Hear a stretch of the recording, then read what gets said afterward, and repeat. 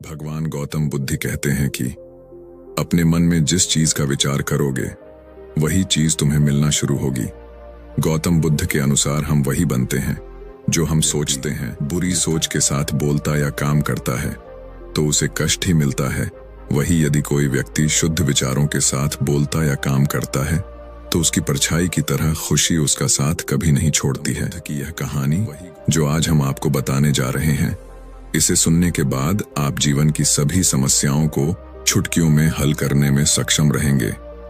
दोस्तों, एक बार की बात है, महात्मा बुद्ध प्रवचन दे रहे थे। प्रवचन में आसपास के बहुत से लोग शामिल थे।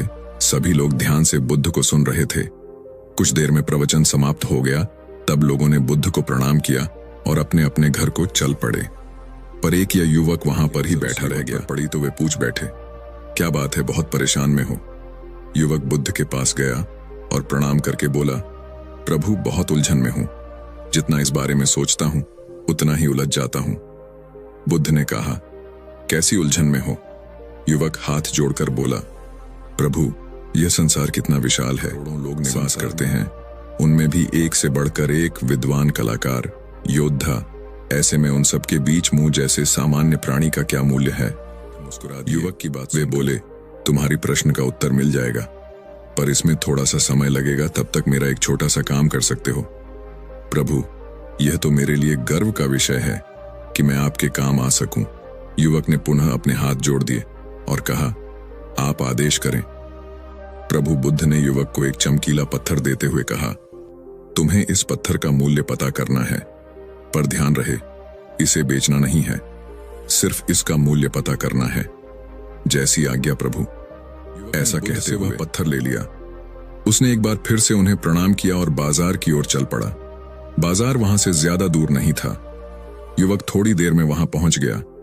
वह सुबह का समय था, इसलिए बाजार अभी ठीक से लगा नहीं था। वहां पर एक दो दुकानदार ही थे।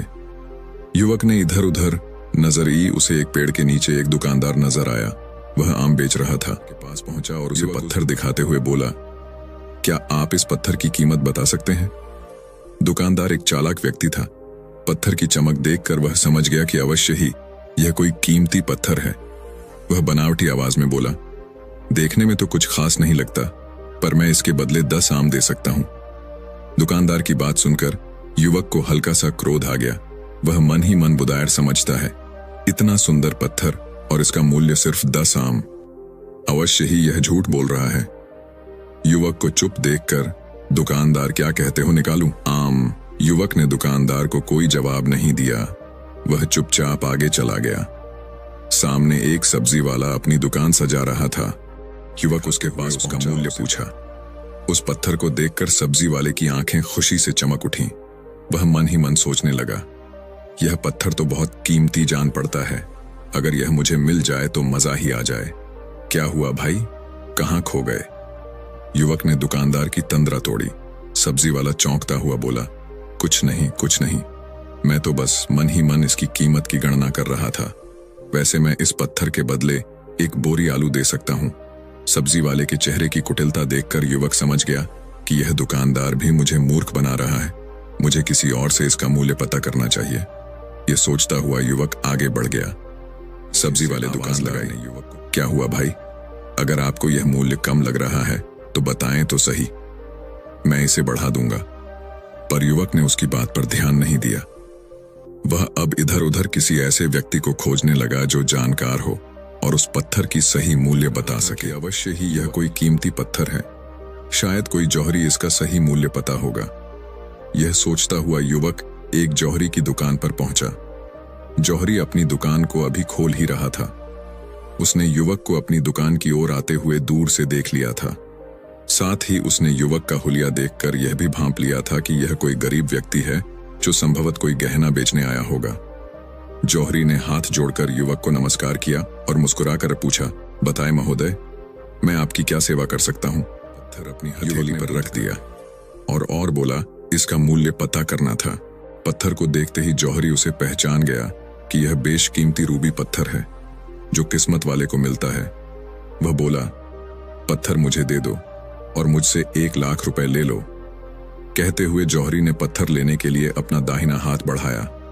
पर तब तक युवक ने पत्थर को अपनी मुट्ठी में बंद कर लिया था। उसे पत्थर के मूल्य का अंदाजा हो गया था, इसलिए वह बुद्ध के पास जाने के लिए मुड़ गया। उसे पीछे से आवाज लगाई, अरे रुको तो भाई, मैं इसके 50 लाख दे सकता हूं। लेकिन युवक को वह पत्थर बेचना तो था नहीं, इसलिए वह रुका नहीं और दुकान के बाहर आ गया। पर जौहरी भी कम चालाक नहीं था। वह उस अनमोल पत्थर को किसी भी कीमत पर अपने हाथ से जाने नहीं देना चाहता था। वह दौड़कर उसके आगे आ गया और हाथ जोड़कर बोला, तुम यह पत्थर मुझे दे दो, मैं इसके बदले 1 करोड़ देने को तैयार हूं। युवक को जौहरी की बातों में अब कोई रुचि नहीं रह गई थी। वह जल्द से जल्द बुद्ध के पास पहुंच जाना चाहता था, इसलिए ना तो वह रुका और ना ही उसने जौहरी की बात का कोई जवाब दिया। वह तेज तेज कदमों से बुद्ध के जौहरी ने पीछे से आवाज लगाई, यह अत्यंत मूल्यवान पत्थर है, अनमोल है, तुम जितने पैसे कहोगे मैं दे दूंगा। यह सुनकर वह युवक परेशान हो गया। उसे लगा कि कहीं पत्थर के लालच में जौहरी उसे पकड़कर जबरदस्ती ना करने लगे, इसलिए वह तेजी से आश्रम की ओर दौड़ पड़ा। युवक जब बुद्ध के पास पहुंचा तो वह बुरी तरह से हाँफ रहा था। उसे देखकर बुद्ध मुस्कुरा दिए, फिर भी उन्होंने अपने चेहरे से कुछ भी जाहिर नहीं होने दिया। वे बोले, क्या बात है वत्स, तुम कुछ डरे हुए से लग रहे हो। युवक ने बुद्ध को प्रणाम किया और सारी बात कह सुनाई। साथ ही उसने वह पत्थर भी उन्हें वापस कर दिया। बुद्ध बोले, आम वाले ने आलू वाले ने 1 बोरी आलू और जहरी ने बताया कि यह अनमोल है। इस पत्थर के गुण जिसने जितने समझे उसने इसका मूल्य उसी हिसाब से लगाया। ऐसे ही यह जीवन है। प्रत्येक व्यक्ति खान से निकले हुए एक हीरे के समान है, जिसे अभी तराशा नहीं गया है। जैसे जैसे समय की धार व्यक्ति को तराश की जाती है, व्यक्ति की कीमत बढ़ती जाती है। यह दुनिया व्यक्ति को जितना पहचान पाती है उसे उतनी ही महत्ता देती है।